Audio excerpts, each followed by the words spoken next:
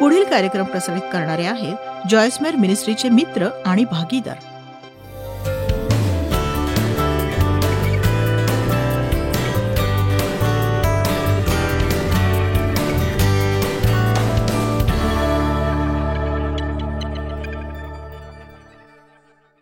आपल्या सगळ्यांनाच आनंदी राहायचं असतं.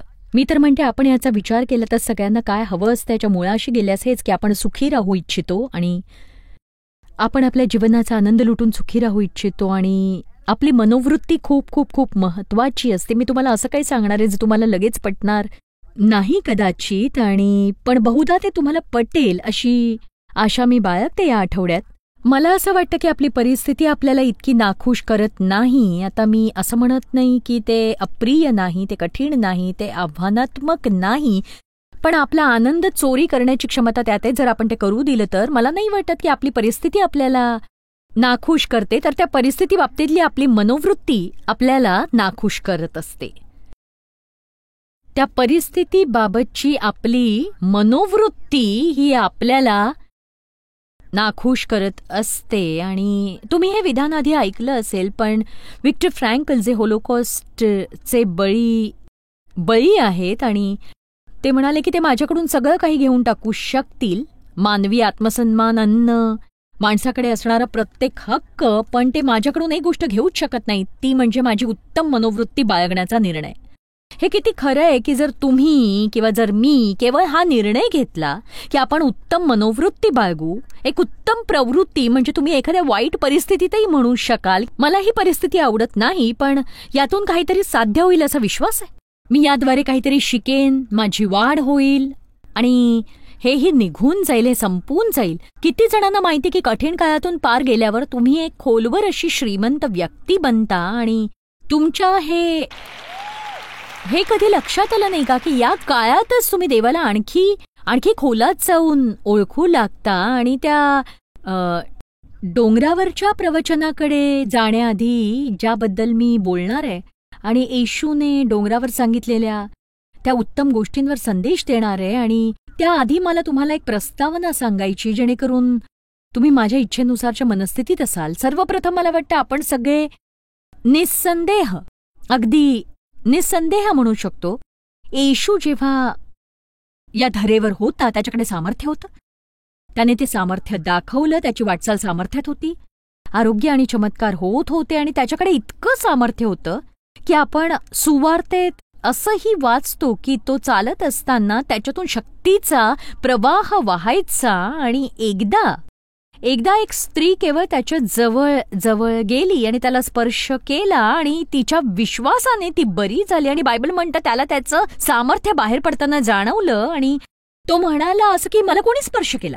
म्हणजे त्याला मुद्दाम काही करायची गरज नव्हती, त्याच्यात इतकं सामर्थ्य होतं की जर कुणाचा विश्वास असेल तर ते त्याच्याकडे खेचून जाऊ शकत होते. पण काही भाषांतर असं म्हणतात की त्यातून सामर्थ्य बाहेर पडलं. आणि हा सद्गुण जो शब्द आहे तो फार चित्तवेधक आहे, कारण या दिवसात जे मी तुम्हाला डोंगरावरचं प्रवचन सांगणार आहे त्यांना ख्रिस्ती सद्गुण मानलं जातं. अंतरात्म्याचे सद्गुण, अंतरात्म्याची नैतिक उत्कृष्टता, जी आपल्यात असणारं देवाचं सामर्थ्य आपल्या जीवनात मुक्त करतं. केवळ परमेश्वराकडेच शक्ती नाही, केवळ येशूनेच सामर्थ्यात वाटचाल नाही केली, केवळ पवित्र आत्माच शक्तिशाली नाही, तर त्याने ती शक्ती आपल्यासोबत वाटून घेतलीये. येशू ख्रिस्ताचे विश्वासणारे या नात्याने तुमच्यात परमेश्वराची शक्ती वास करते. तुम्ही शक्तिहीन नाही, तुम्ही शक्तिमान आहात.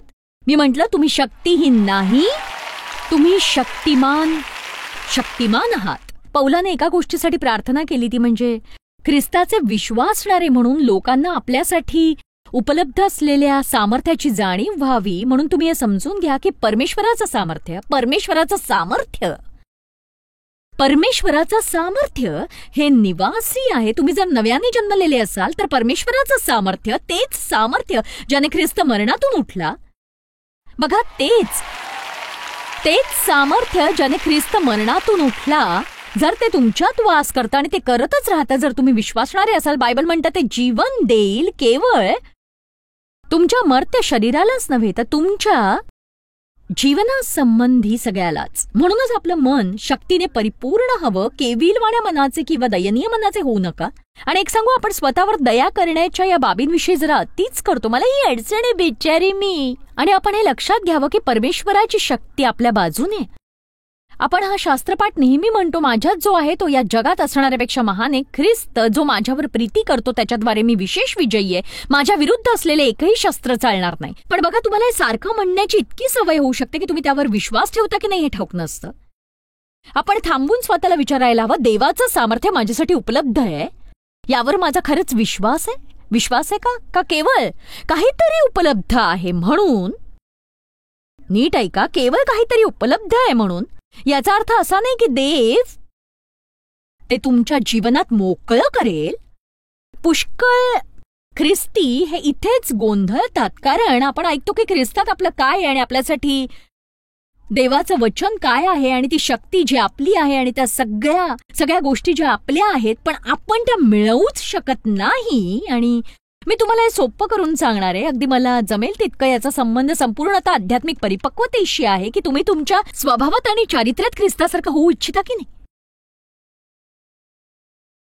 स्वभाव हा शब्द नव्या करारात 7 वेळेला आढळतो आणि 3दा त्याचं भाषांतर ग्रीक शब्द ड्युनमस वरून केलं गेलेलं आहे, ज्याचा एक अर्थ शक्ती होतो. तोच शब्द प्रेषितांची कृत्य 1:8, पवित्र आत्मा तुमच्यावर येईल तेव्हा तुम्हा सामर्थ्य प्राप्त होईल व तुम्ही माझे साक्षी व्हाल. 3दा ड्युनमसचं भाषांतर सामर्थ्य असं झालं नाही, पण त्याचं भाषांतर स्वभाव असं झालेलं आहे. म्हणजे आपण हे शिकतो की या दोन्ही शब्दांचा सार एकच आहे. आणि 4दा स्वभाव या शब्दाचा अनुवाद उत्कृष्टता असा केला गेलेला आहे, पण त्याचा खरा संबंध आत्म्याच्या उत्कृष्टतेशी आहे. उत्कृष्ट आत्मा असणं खरंच खूप सुंदर बाब आहे आणि आतून उत्कृष्ट असणं, महान आंतरिक जीवन असणं, उत्कृष्ट विचार असणं. मी असं लिहिलं, आपल्यात जर सामर्थ्य नसेल, उत्कृष्ट नैतिक चारित्र्य नसेल, तर आपल्यातून शक्तीचा प्रवाह प्रतीत होणार नाही. म्हणजे जरी परमेश्वराची शक्ती माझ्यात वास करते तरीही जोवर ती हाताळण्याची जबाबदारी मी दाखवत नाही तोवर परमेश्वर ती माझ्याद्वारे वाहू देणार नाही, नक्कीच नाही. एक सांगू की एका बालकाला दिलेली शक्ती तो केवळ स्वार्थी आणि स्वकेंद्री कारणास्तवच वापरेल तर मग काय उपयोग? हा शास्त्रपाठ या परमेश्वराने आपल्याला भयाचा आत्मा दिला नाही, तर सामर्थ्याचा, प्रीतीचा आणि अनुशासनाचा आत्मा दिलाय. आणि विस्तारित बायबल म्हणतं शिस्तीचा व स्वनियंत्रणाचा. पण लोक त्याचा वापर कसा करतात? ते त्या सामर्थ्याचा वापर त्यांना हवं ते मिळवण्यासाठी करतात. आपण त्याचा वापर शत्रूला रोखण्यासाठी आणि देवाच्या मुलांना चोरणाऱ्या अंधकाराच्या राज्याविरुद्ध करायला हवा. खरं तर ते ती प्रीती स्वीकारतात, स्वतःवर प्रेम करतात, इतरांवर प्रेम करण्याऐवजी, कारण त्याचा वापर आपण त्यासाठीच करायला हवा. ते स्वतःसाठी असलेलं नियंत्रण घेऊन त्याचा वापर स्वतःसाठी करण्याऐवजी इतरांवर नियंत्रण करू पाहतात. म्हणूनच आपण या सगळ्या गोष्टी नीट समजून आपल्या जीवनात लागू करायला हव्यात. त्या आपलं चारित्र्य ही आपल्या वागणुकीची सर्वसाधारण तऱ्हा असते जी आपल्याकडून अपेक्षा केली जाते. आणि बघा, किती जणांना हे कळतं की तुम्ही अगदी छान असता जोवर सगळं तुमच्या इच्छेनुसार होतं. पण मग जेव्हा तुमच्या इच्छेनुसार काही घडत नाही, जेव्हा काही बिघडतं, मग मात्र आपण आपलं रूप बदलतो, एक वेगळीच व्यक्ती बनतो. परमेश्वराच्या इच्छेनुसार ज्या व्यक्तीने आपलं चारित्र्य विकसित केलं ती व्यक्ती कुठल्याही परिस्थितीत स्थिर राहू शकते. आमेन. मी जे सांगते त्याचं एक उदाहरण आहे. जसजशी परिस्थिती वर खाली होते तसे ते सुद्धा वर खाली होत नाहीत आणि त्यांच्या इच्छेनुसार झाल्यावर खुश, नाही झाल्यावर नाखुश. ते अगदी चारित्र्य हे तुमच्यात असतं, ते तुमच्यात खोल रुतलेलं असतं आणि तुम्ही जे आहात तसं ते असतं. ते तुम्ही चालू बंद करू शकत नाही. जसं देव खोटं बोलत नाही, तो खोटं बोलूच शकत नाही. तो एखादी गोष्ट करतो असं म्हणून तो ती करत नाही असं होत नाही, कधीच नाही. मत्तै 5 पहिलं वचन बघू. तेव्हा लोकसमुदाय पाहून तो डोंगरावर गेला व खाली बसल्यावर त्याचे शिष्य त्याच्याजवळ आले आता बघा, विस्तारित बायबलमध्ये धन्य याबद्दल लांबलचक सांगितलं गेले, म्हणून त्याचा कंटाळा करू नका. अद्भुत शब्दाकडे लक्ष द्या. धन्य, आनंदी, हेवा करण्याजोगे, जीवनात आध्यात्मिक भरभराट व आनंद, परमेश्वराच्या कृपेत समाधान व तारण, बाह्य परिस्थितीत काहीही चालू असलं तरी. वाह! तर तो म्हणतोय की तुमच्या आयुष्यात काही चाललं असो, तुम्ही तरीही आनंदी आणि धन्य राहू शकता, की लोक तुमचा हेवा करतील आणि तुमच्या आयुष्यात काही होत असलं तरीही. आता बघा, हा आशीर्वाद तुमच्या नैतिक उत्कृष्टतेवर किंवा अंतरात्म्याच्या सामर्थ्याला जोडलेला असतो, ज्याला आत्म्याने दीन म्हटलंय, ज्याचा अर्थ नम्र मनाचे, जे देवावर संपूर्णतः अवलंबून आहेत आणि ज्यांना मुळीच असं वाटत नाही की ते इतरांपेक्षा श्रेष्ठ आहेत. विस्तारित बायबल म्हणतं, जे आत्म्याने दीन ते धन्य, नम्र व जे स्वतःला क्षुल्लक मानतात, कारण स्वर्गाचे राज्य त्यांचे आहे. बघा, बायबलची अनेक भाषांतरं आहेत आणि सगळीच चांगली आहेत, पण मला विस्तारित बायबल आवडतं. पण असं कोणीही विचार करू नये की स्वतःला क्षुल्लक मानावे असे कुठे लिहिले आहे असा विचार करणं म्हणजे स्वतःविषयी वाईट मनोवृत्ती असणं असं होईल. याचा अर्थ असा नाही होत. मी यावर फार विचार केला, खूप प्रार्थना केली आणि अभ्यास केल्यावर मला पटलं की याचा अर्थ असा होतो ते स्वतःला इतरांपेक्षा श्रेष्ठ समजत नाहीत. आपल्या अडचणीची सुरुवात इथेच होते, जेव्हा आपण इतरांकडे पाहून विचार करतो, बघ मी तुझ्यापेक्षा श्रेष्ठ आहे, मी तुझ्यापेक्षा अधिक जाणतो, तुझ्यापेक्षा मला जास्त माहिती आहे, माझं तुझ्यापेक्षा अधिक महत्त्व आहे. आणि अशाच वेळी आपण लोकांना कमी लेखतो आणि आपण समस्या निर्माण करतो. तुम्ही कल्पना करू शकाल, जगातल्या प्रत्येकाने प्रत्येक व्यक्तीला मान द्यायला सुरुवात केली तर काय होईल आणि हे जग किती सुंदर बनेल. आणि बघा, मी हे पुढे सरकवणार आहे, कारण मी हे पुढच्या दिवसात शिकवणार आहे की प्रत्येक वचनातल्या धन्याचा अर्थ मी सांगणार नाही, पण पुढे असं म्हटलंय की शोक करतात ते धन्य, कारण त्यांचे सांत्वन करण्यात येईल. आता बघा, म्हणजे काय? थांबा, आपण ते पाहूया. जे सौम्य ते धन्य, मंद, सहनशील, अतिशय सहनशील, कारण त्यांस पृथ्वीचे वतन प्राप्त होईल. जे धार्मिकतेचे भुकेले व तान्हेले ते धन्य, कारण ते तृप्त होतील. नंबर 7, जे दयाळू ते धन्य, कारण त्यांच्यावर दया करण्यात येईल. दयाळू असणं हे एक सुंदर असं आंतरिक स्वभाव वैशिष्ट्य आहे. एखाद्या व्यक्तीवर दया करायला तयार असणं, कधी तयार नसणं, जणू चूक केल्यावर त्यांना आपल्या जीवनातून बाहेर काढून टाकणं. जे अंतःकरणाचे शुद्ध ते धन्य, कारण ते देवाला पाहतील. बहुधा हे माझं सगळ्यात आवडतं वचन आहे. जे शांती करणारे ते धन्य, कारण त्यांना देवाचे पुत्र असं म्हटलं जाईल. नंबर 10, धार्मिकतेसाठी ज्यांचा छळ झालाय ते धन्य, कारण स्वर्गाचे राज्य त्यांचे आहे. आणि जर ते पुरेसं नव्हतं तर 11, जेव्हा माझ्यामुळे लोक तुमची निंदा व छळ करतील आणि तुमच्या विरुद्ध सर्व प्रकारचे वाईट लबाडीने बोलतील, तेव्हा तुम्ही धन्य. वचन 12, आनंद व उल्हास करा, कारण स्वर्गात तुमचे प्रतिफळ मोठे. तुम्हापूर्वी जे संदेष्टे होऊन गेले त्यांचा त्यांनी तसाच छळ केला. आणि मग शेवटचं, त्याला खरं तर प्रवचनात मोजत नाही, पण मी त्याला या गटात सामील करते. हे ते ज्यात तो म्हणतो, तुम्ही जगाचा प्रकाश आहात. आपण कसे सत्कृत्य करण्याची गरज आहे जेणेकरून लोक आपल्या स्वर्गीय पित्याला पाहतील. मला वाटतं की याचं मूळ निस्वार्थी होणं आहे, लोकांवर खरी प्रीती कशी करावी हे शिकवण्याविषयी. तर या दिवसात देवाच्या इच्छेने आणि त्याच्या कृपेने आणि दयेने आपण या 9 आनंदी मनोवृत्तींविषयी बोलणार आहोत. आणि सर्वप्रथम ज्याविषयी आपण बोलणार आहोत ते म्हणजे मनाने नम्र असलेले हे सामर्थ्यशाली असतात. म्हणजे जर आपण स्वतःला संपूर्णतः परमेश्वरावर निर्भर ठेवण्यात यशस्वी होतो तर ते सामर्थ्याचं स्थान असतं. आणि जर आपण नम्र राहू शकतो, बघा विविध गोष्टींचा त्यात समावेश आहे. आपण त्यातल्या काही गोष्टींविषयी बोलूया, कारण ते ऐकायला बरं वाटतं. पण जेव्हा तसं वागायची वेळ येते त्यात बऱ्याच गोष्टींचा समावेश असतो ज्या सतत योग्यच असतात असं नाही. बघा, मला जरा कुजबुज ऐकू आली. बघा किती सोपं होतं जेव्हा मी म्हटलं मनाने नम्र राहा. हो हो हो, प्रभूची स्तुती असं, हो मनाने नम्र राहू. किंवा मग त्याचा अर्थ असा होतो की तुमचा शब्द शेवटचा नसावा.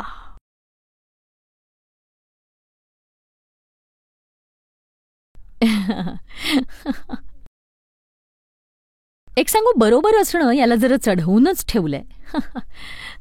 एक सांगू, म्हणजे केवळ आपण बरोबर आहोत यासाठी आपण कसे भांडतो हे अजब आहे, मोठा गैरसमज. एक सांगू, एखादी व्यक्ती केवळ तुमचं तोंड बंद करण्यासाठी तुम्ही बरोबर आहात असं मान्य करते, बहुधा तुम्ही बरोबर आहात हे त्यांना वाटतच नसतं.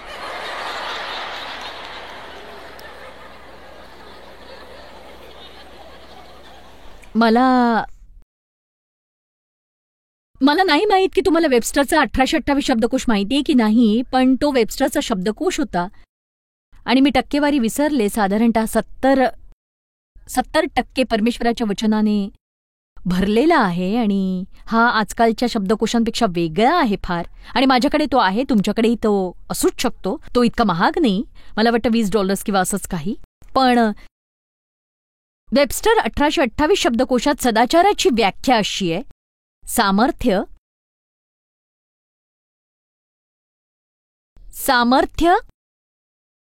पराक्रम, शौर्य, नैतिक चांगुलपणा, नैतिक कर्तव्याची सवय आणि अनैतिक वर्तनापासून दूर राहणं. सदाचार, आता हा नीट ऐका, सदाचार धर्मापासून वेगळा करून पाहायला हवा, कारण धर्माच्या बाबतीत बाह्यकृती पाहिल्या जातात, पण सदाचार ही हृदयातली बाब आहे.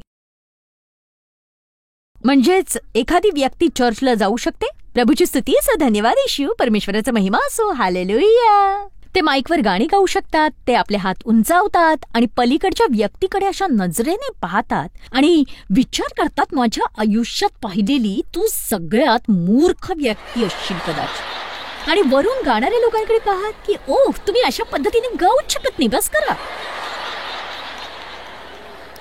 चला आता बघा, आपल्याकडे धर्म आहे, आपल्याकडे धर्माचा भाग आहे, आपण श्रद्धेच्या मतांशी संबंध जोडलेले असतात आणि आपण त्या सभागृहात येतो, स्थानापन्न होतो, टाळ्याही वाजवतो आणि योग्य वेळी आमेन म्हणतो. पण आपल्या आत काय चाललेलं असतं, आत काय चालू असतं? देवाचा संबंध त्या हृदयात लपलेल्या मनुष्याशी असतो. आणि या दिवसात काही केलं नाही तरी मी हीच आशा बाळगते की तुमच्या आत काय चाललंय याकडे तुम्ही लक्ष द्या. तुमच्या आत जे चाललंय ते महत्वाचं आहे. आपल्यात सामर्थ्य आहे, ते आपल्यात वास करतं, पण ते मुक्त होण्यासाठी परमेश्वराने आपल्या सुपूर्त करायला हवं, हे लक्षात घ्या.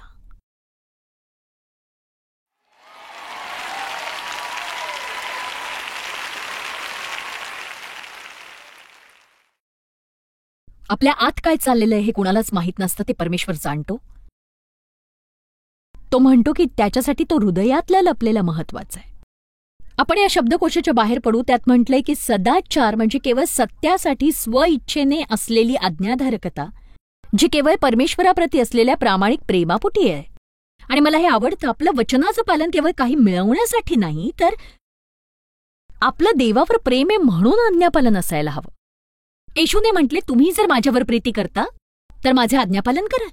मी अशा अनेक गोष्टी करते ज्या मी सर्वसाधारणतः केल्या नसत्या, करू इच्छित नाही, पण मी त्या करते कारण माझं परमेश्वरावर प्रेम आहे. मला माहिती आहे एक दिवशी माझ्या जीवनाचा हिशोब देण्यासाठी मला उभं राहायचं त्याच्यासमोर. आणि जरी मी त्याच्या कृपेने झाकलेली असले तरी मी तुम्हाला सांगते, मला जमेल तितकं मी चांगलं करणार आहे. आणि माझं सर्वोत्तम हे सदोष असेल, पण तरीही मी सर्वोत्तम तेच करीन. आणि मला आनंद होतो, कृपा माझ्या सदोष भागाला झाकते. म्हणजे असं नाही की बावळटासारखं आणि अर्धवट मनोवृत्तीने जगात म्हणावं, ओ देव माझ्यावर प्रीती करतो आणि तुम्हाला झाकतो, तुम्हाला झाकतो, तुम्हाला झाकतो.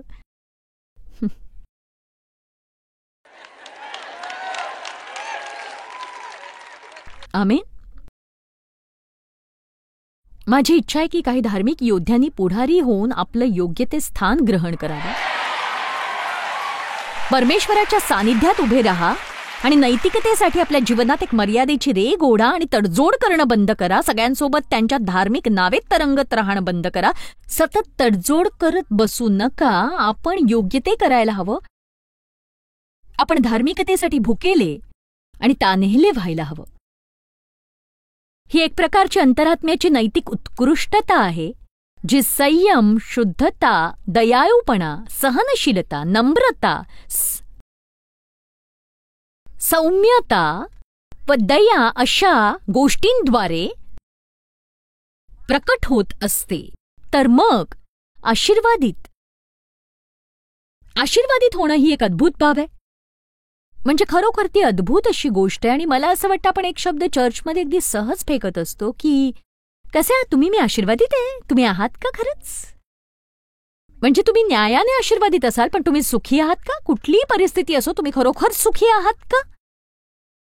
तुमचं जीवन इतकं सुखी आहे का की लोक तुमचं सुखी जीवन पाहून हेवा करतील जणू मी त्या व्यक्तीसारखी सुखी असते तर? पण नाही, खरोखर आशीर्वादित नाही. कारण मी 3 आठवडे नैराश्यात, उदास आणि उद्विग्न राहण्यात घालवली आणि मी खरं तर खूप चिडले होते कारण माझ्या कामात मला हवी असलेली पदोन्नती मिळाली नाही. प्रभूची स्तुती असो, मी आशीर्वादित आहे. आज जाईन तेव्हा मी आशीर्वादित आहे, बाहेर पडेन तेव्हा आशीर्वादित आहे. हा हा हा हा हा. मी तुम्हाला केवळ थोडंसं जागं करण्याचा प्रयत्न करते.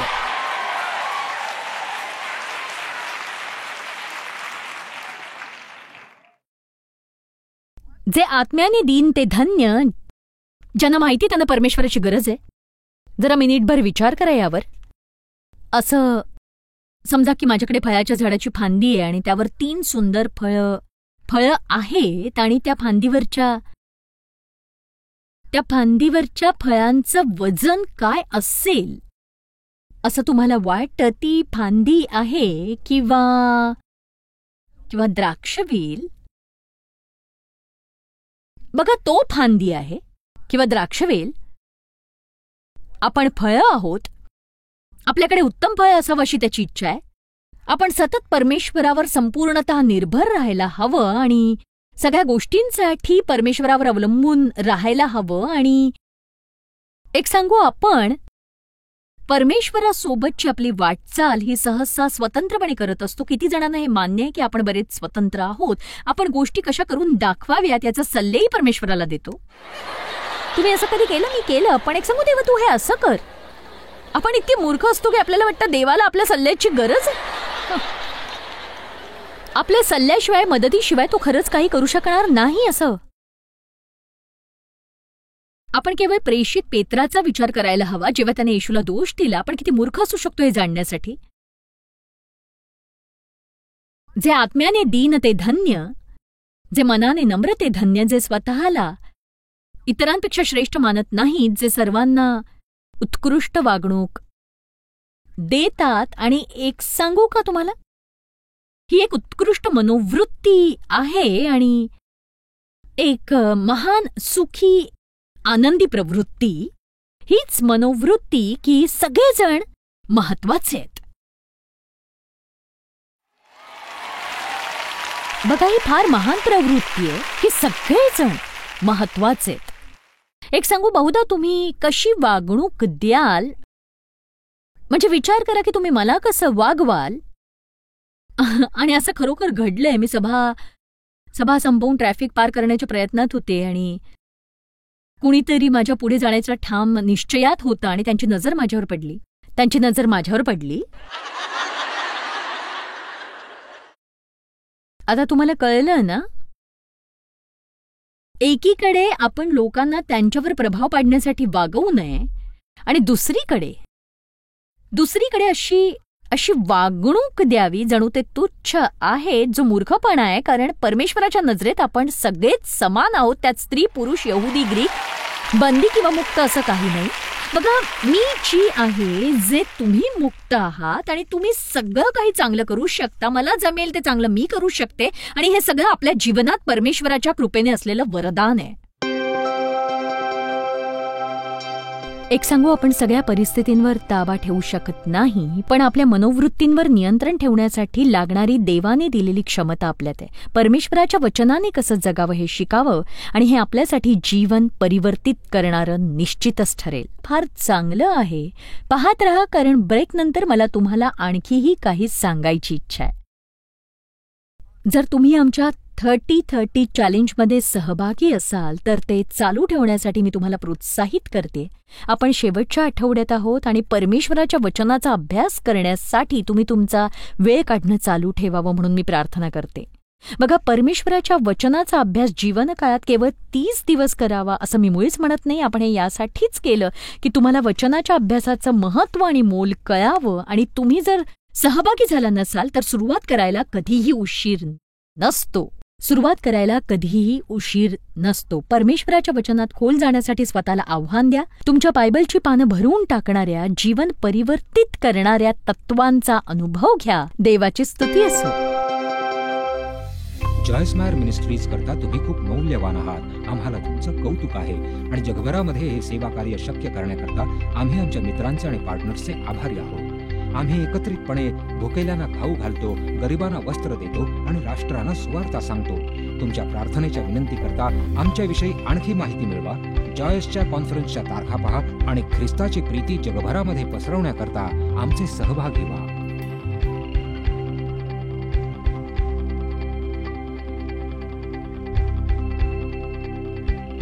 याचा सर्व खर्च जॉयस मेयर मिनिस्ट्रीचे मित्र आणि भागीदार करत आहेत.